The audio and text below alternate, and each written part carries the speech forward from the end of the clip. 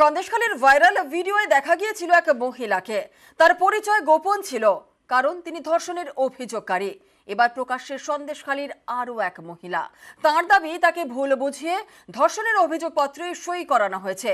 News 18 বাংলার exclusive.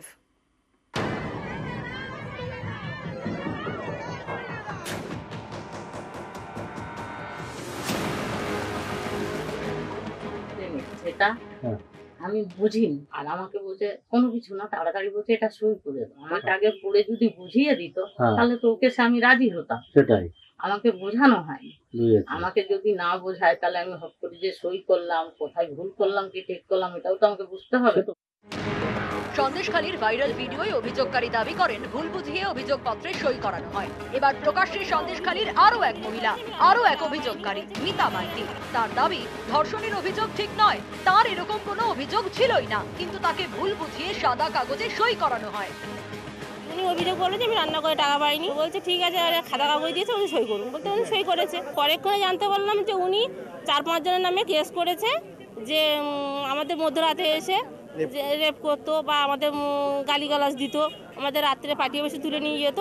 এটা জানতে পারলাম। সেটা আমাদের মধ্যে কোনো কিছুই হয়নি বা আমাদের তো ঘটেইনি। সেটা মিথ্যে অভিযোগ করে এটা আমাদের সাজানো হয়েছে। হ্যাঁ, আমার শাশুড়ি আর আমি করে দিয়েছি।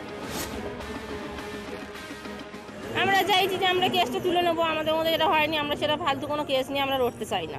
তুলে নেবো যেটা আমাদের মধ্যে হয়নি, আমরা সেই কেসটা নিয়ে মিথ্যে কেস নিয়ে লড়বো কি করে? আমাদের সক্ষম নেই আমাদের লড়ার মতো, আমরা খেলে খাই। বিক্ষোভ, অবরোধ, গ্রেপ্তার। গত জানুয়ারি থেকে সন্দেশখালী তোলপাড়। সন্দেশখালীর শেখ শাহজাহান এবং তার দলবলের বিরুদ্ধে ভুরি ভুরি অভিযোগ। জমি দখল, হুমকি, মারধর থেকে শুরু করে নারী নির্যাতন। কি নেই সেই অভিযোগের তালিকায়? শেখ শাহজাহানকে গ্রেপ্তারও করে পুলিশ। তারপর গত সপ্তাহে সন্দেশখালীর ভাইরাল ভিডিও প্রকাশ্যে আসে। ভাইরাল ভিডিওয় কয়েকজনকে দাবি করতে দেখা যায় যে সন্দেশখালীতে নারী নির্যাতনের অভিযোগ সাজানো। এবার প্রকাশ্যে আরও এক অভিযোগকারী। তিনি সরাসরি ক্যামেরার সামনে দাবি করেছেন তার বিরুদ্ধে ধর্ষণের কোনো অভিযোগ ছিলই না। ছিল কাজ করিয়ে টাকা না দেওয়ার অভিযোগ, কিন্তু ভুল বুঝিয়ে ধর্ষণের অভিযোগপত্রে সই করানো হয়।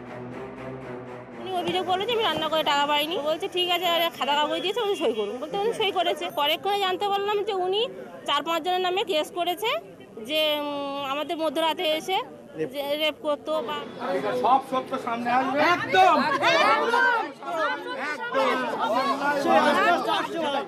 সব সত্য সামনে আসবে অবশ্যই।